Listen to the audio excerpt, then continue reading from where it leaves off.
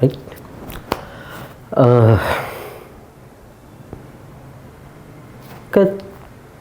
కథ చాలా చిన్న కథ. ఎప్పుడో చిన్నప్పుడు చెప్పి కథలుగా విన్న కథ.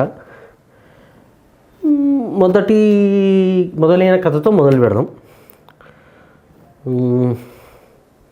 అనగనగా చిన్నప్పుడు కథలు అలాగే చెప్పేవాళ్ళు. అనగనగా సో అనగనగా ఒక రాజ్యం. ఆ రాజ్యం చుట్టూ చాలా గ్రామాలు, పట్టణాలు ఆ రాజ్యం పరిధిలో ఉన్నాయి. ఆ రాజ్యంకి చుట్టూ కొండలు, ఒకవైపేమో దట్టమైన అడవి, అంటే డెన్స్ ఫారెస్ట్ అనమాట. ఆ రాజ్యానికి రావాలి అంటే ఈ అడవిలోంచే రావాలి. కొండలు దిగి రావడం కష్టం. కొండలు చాలా కష్టమైన పనిలా ఉంటుంది అనమాట. అంటే దిగడానికి వీలు లేకుండా ఉన్న కొండలు అనమాట అవి. ఇటు ఎక్కలేరు, అటు దిగలేరు. అలాంటి కొండలు. ఆ కొండల మధ్య కట్టుకున్న రాజ్యం. చుట్టూ చిన్న పల్లెటూర్లు, పట్టణాలు ఉన్నాయి. కొద్ది దూరంలో దట్టమైన అడవి. ఆ అడవి దారిలోంచే ఈ రాజ్యానికి రావాలి. అలా వస్తే అడవిలోంచి బయటికి రాగానే ఒక గ్రామం ఉంటుంది. ఆ గ్రామం, ఆ తర్వాత మళ్ళీ కొంత దూరంలో ఇంకో గ్రామం, ఆ తర్వాత ఇంకొక చిన్న పట్టణం, ఆ తర్వాత ఇంకొక గ్రామం, ఆ తర్వాత రాజ్యం యొక్క రాజధాని. ఇలా ఉంటుంది ఈ రాజ్యం. ఈ అడవిలో కొద్ది దూరం, అంటే ఈ అడవి దగ్గర ఉన్న గ్రామం నుంచి కొంచెం అడవి మార్గాన అటు బయటికి వెళ్ళాలి అని వెళ్తూ ఉంటే, కొంచెం దూరం వెళ్ళిన తర్వాత ఒక అవ్వ ఒక గుడిసె వేసుకుని తన గుడిసె చుట్టూ అన్ని రకాల కాయగూరలు, పళ్ళు, ఏవి పండితే ఫలాలు అన్నీ పండించి గ్రామం నుంచి కావాల్సిన సరుకులు తెచ్చి వండి, అటు నుంచి ఇటు వచ్చేవాళ్ళు ఎవరైనా సేద తీరితే ఆగితే వాళ్ళకి వండి పెట్టడం, వాళ్ళు ఇచ్చే డబ్బులు తీసుకోవడం, ఇలా జీవనోపాధి ఉంటుంది అవ్వకి. ఈ అవ్వ పగటి అంతా ఈ పనిలో ఉంటుంది. రాత్రి కాగానే అడవి లోపలికి వెళ్ళిపోయి పూజలు చేస్తూ ఉంటుంది. మంత్రగత్తె అనమాట. కరెక్ట్గా గెస్ చేశారు, మంత్రగత్తె. సో ఈమె పగలిలా, రాత్రి అలా ఉంటుంది. ఈమె పుచ్చకాయ పాదు ఒకటి వేసి ఉంటుంది. అది బాగా కాయలు పండి కోయడానికి రెడీగా ఉన్నాయి. సో ఈమె ఏం చేస్తుందంటే వచ్చే బాటసారులకి, తన దగ్గర చదివిరే వాళ్ళకి ఇవ్వాలి అనే ఉద్దేశంతో కాయలు తీసుకుని కోయాలని నిర్ణయించుకుంటుంది. అన్ని కాయలు కోయడం మొదలు పెడుతుంది. ఒక్కొక్క కాయ అన్ని కోసి తెచ్చిపెట్టుకొని కత్తిపీడ పెట్టుకుని కూర్చొని ఒక్కొక్క కాయ కోస్తుంది. మనం పుచ్చకాయ అందరం ఎలా కోస్తాం, ఎలా పట్టుకుంటాం, ఇటు మధ్యలో అడ్డంగా కోస్తాం. అలా అన్ని కాయలు అడ్డంగా కోసి ముక్కలు తీసి కొన్ని జ్యూస్ చేసి పక్కన పెడదామని ఒక గిన్నెలోకి కొన్ని ముక్కలు పక్కన పెడదామని కొన్ని పెట్టుకుని రెడీ చేసుకుంటూ ఉంటుంది. చివరికి ఒక కాయ మిగిలిపోయి ఉంటుంది. ఈ కాయ చూసుకోకుండా కోసేసి ఉంటుంది. పూర్తిగా పండలేదు అలాగే అని చెప్పి, పూర్తిగా పచ్చిగా లేదు, అలా ఉంది కాయ. సరే కోసేద్దాం ఏముంది అని చెప్పి కాయ తీసుకుంటాం. కాయ కోయడానికి మొదలు పెడతాం. కాయ కోయడానికి మొదలు పెట్టగానే పుచ్చకాయలోంచి వాయిస్ వినిపిస్తుంది. వాయిస్ అంటే ఒక వాయిస్ వినిపిస్తుంది. ఆ వాయిస్ ఏంటంటే, అవ్వ నన్ను కొయ్యకు, నన్ను వదిలేసేయి అని అడుగుతుంది. అవ్వ ఆశ్చర్యంగా చూసి పట్టించుకోకుండా మళ్ళీ కోయబోతుంది. మళ్ళీ అదే మాట అంటుంది పుచ్చకాయ, అవ్వ నన్ను కొయ్యకు. ఈసారి కొంచెం గంభీరంగా చెప్తుంది అనమాట. అవ్వ పట్టించుకోకుండా మళ్ళీ కోయబోతుంది. పోతే ఈసారి లోపల నుంచి అవ్వ కొయ్యకు, ఎలాగో కొయ్యాలని నిర్ణయించుకుంటే మాత్రం నన్ను అడ్డంగా కొయ్యకు, నిలువుగా కొయ్యి అని అడుగుతుంది. అవ్వ ఆ క్షణం ఆలోచించి, సరే ఎలాగో కోద్దాం, అడ్డంగా కోస్తే నిలువుగా కోస్తే, ఇలా ఉన్న పుచ్చకాయని ఇలా పట్టుకుని నిలువుగా కోసి ఇలా తీసి పక్కన ముక్కలు చేస్తే అందులో పుచ్చకాయ లోపలంతా పాడైపోయి ఉంటుంది. మధ్యలో ఒక చిన్న బుడ్డోడు ఉంటాడు, ఏళ్ళంత బుడ్డోడు. మన ఫింగర్, ఎవరి ఫింగర్ వాళ్ళ ఫింగర్ అనుకోండి, అంత బుడ్డోడు ఉంటాడు. వాడు విధించుకొని జ్యూస్లోంచి బయటకు వచ్చేటట్టు వస్తాడు. అదే పుచ్చకాయ జ్యూస్ ఉంటుంది కదా, పాడైపోయిన జ్యూస్, అందులోంచి బయటకు వస్తాడు. వాడిని చూసి అవ్వేం ఆశ్చర్యపోదు, భయపడదు, ఇలా చూస్తుందండి. చూస్తే వాడు అవ్వ చూసి, అవ్వ ధన్యవాదాలు నన్ను నిలువుగా కోసినందుకు. నీకు అన్ని పనులు చేసి సహాయంగా ఉంటాను, నన్ను నీతో ఉండని, నేను ఎంత తింటాను కొంచెమే కదా, నాకు కొంచెం పెడితే చాలు అంటే సరే అని అవ్వ సరే ఉండు నాతోనే ఉండు అని కాస్త పుచ్చకాయలు కోసినవే కదా అందులో ముక్కిస్తుంది. అవ్వాల వాడు అట్లా ముక్క ఇచ్చి అవ్వాల ఇలా తిరిగేసరికి గిన్నెలో ఉన్న ముక్కనే తినేస్తాడు. కొంచెమే తింటా అని చెప్పాడు, కొంచెమే తిన్నాడు. మొత్తం పుచ్చకాయ ముక్కలన్నీ కథం చేసేసాడు ఇప్పటివరకు కోసినవన్నీ. అవ్వ ఇలా చూసి కొంచెమే తింటా అన్నావు అంటే చాలా రోజుల నుంచి లోపల ఉండిపోయాను కదా అవ్వ, ఆకలి ఎక్కువగా ఉంది అంటాడు అనమాట. సరే అవ్వకు చేదోడు వాదోడుగా ఉంటాడు. చేదోడు వాదోడుగా ఉండడం అంటే అవ్వకు అన్ని కావాల్సిన పనులన్నీ చేసి పెడుతూ ఉంటాడు. ఇంట్లో వర్క్ చేయడం కానీ కాయగూరలు కోయడం కానీ ఇవి.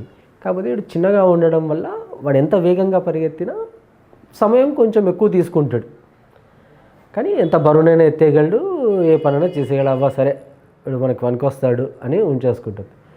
రాత్రి పడుకుంటాడు. రాత్రి పడుకున్నాడని కన్ఫర్మ్ చేసుకున్నాక అదే ఓకే ఇతను నిద్రపోయాడు అని అనుకున్నాక అవ్వ అడవిలోకి వెళ్ళి తన పని చేసుకుని వచ్చేస్తూ ఉంటుంది.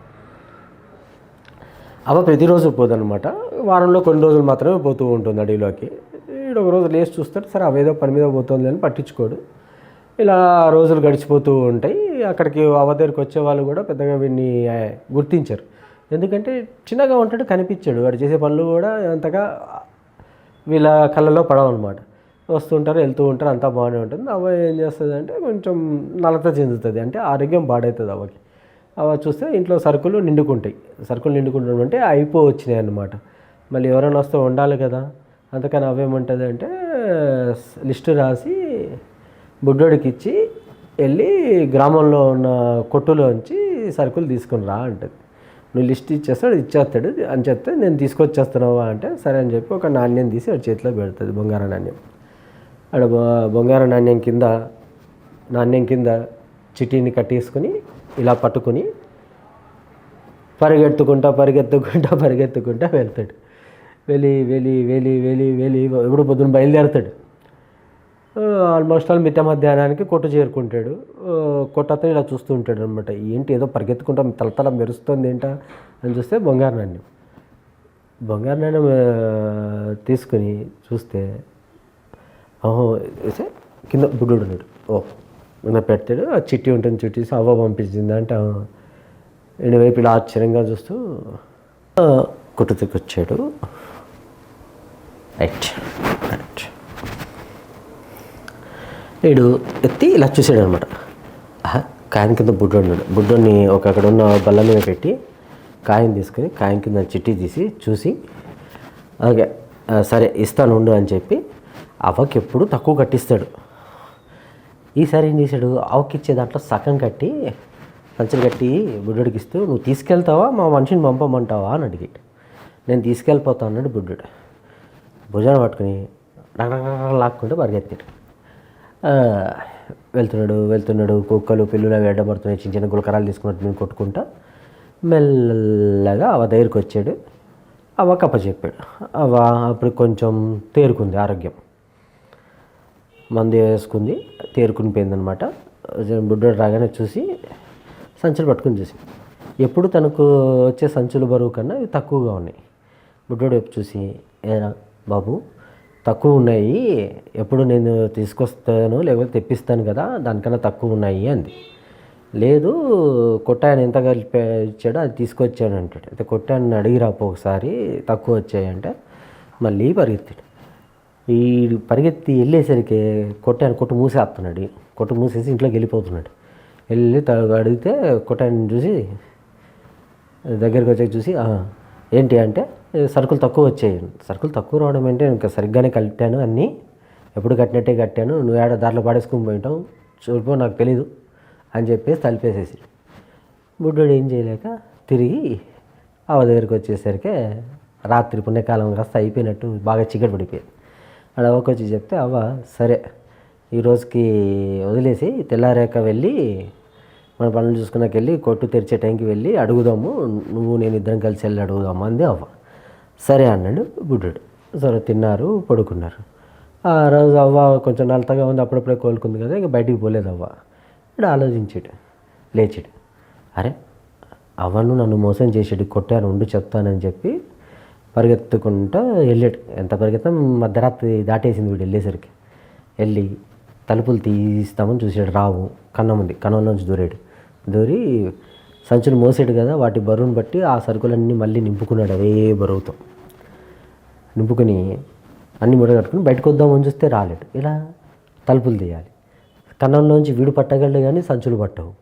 సరే ఆలోచించి అతి కష్టం మీద గొళ్ళెం తీసి తలుపులు బార్లా తీసి సంచులు లాక్కొని ఆ ఇంటికి వచ్చేసరికి ఇంకా 3 గంటల ఇంకా టైం ఉంది. అంటే ఇంకా వెళ్తురు రాలే, చీకటిగానే ఉంది. కానీ వచ్చి మెల్లగా అన్నీ ఎక్కడెక్కడ పోసేసి సంచుల్ని పెరట్లో ఎక్కడో మూల పాడేసి వచ్చి ఏమీ తెలియనులాగా పడుకున్నాడు. అవ్వ లేచింది, తెల్లారింది, లేపింది, అన్ని కాలకృత్యాలు తీర్చుకున్నారు, కాస్త తిన్నారు. అవ్వ కర్ర మీద కూర్చున్నాడు. అవ్వ కర్ర పట్టుకుంది, కర్ర మీద కూర్చున్నాడు. అవ్వ నడుచుకుంటూ కొట్టు దగ్గరికి బయలుదేరింది గ్రామంలోకి వచ్చేసరికి అంతా సందడిగా హడావుడిగా ఉంది గ్రామం. ఏమైందో అర్థం కాలేదు. బుడ్డోడికి మాత్రం అనుమానంగా ఉంది, ఏదో జరిగింది. కొట్టు దగ్గరికి వచ్చేసరికి ఊరు జనం అంతా, గ్రామంలో ఉన్న జనం అంతా కొట్టు దగ్గరే ఉన్నారు. కొట్టు ఆయన కూర్చుని లబోది బో అని ఏడుస్తున్నాడు ఒకటే పనిగా. ఏమైంది నాయన అని పక్కన వాళ్ళని అడిగితే అక్కడ భటులు ఉన్నారు, బల్లాలు పట్టుకుని భటులు ఉన్నారు, ఊరి పెద్ద కూడా వచ్చినాడు, అందరు ఉన్నారు. పక్కన అతన్ని చూసి, రాత్రి కొట్టు ఆయన ఈయన సౌకార్య ఇంట్లో దొంగలు పడ్డారు, పోతూ తలుపులు తీసిపెట్టి విన్నారు. వాళ్ళు ఏం పట్టుకు వినారో తెలియదు కానీ ఊర్లో ఆవులు, కుక్కలు, పిల్లులు అన్నీ లోపల పడి సరికంతా నాశనం చేసినాయి, పక్షులతో సహా. దొరికిన కాడికి తిని నాశనం చేసినాయి. దానికి ఆయన బాధపడుతున్నాడు అని అవ్వకి అర్థం కాలే. బుడ్డోడికి అర్థమైపోయింది. మొక్కునేలు వేసుకున్నాడు. అవ్వ ఇక మాట్లాడడానికి ఏముంది, సరేనన్నా మళ్ళీ వద్దాంలే, మనం వెళ్ళిపోదాం పదా అని చెప్పి బుడ్డోడిని తీసుకుని అవ్వ వాళ్ళ ఇంటికి వచ్చేసింది. ఇక్కడికి మొదటి కథ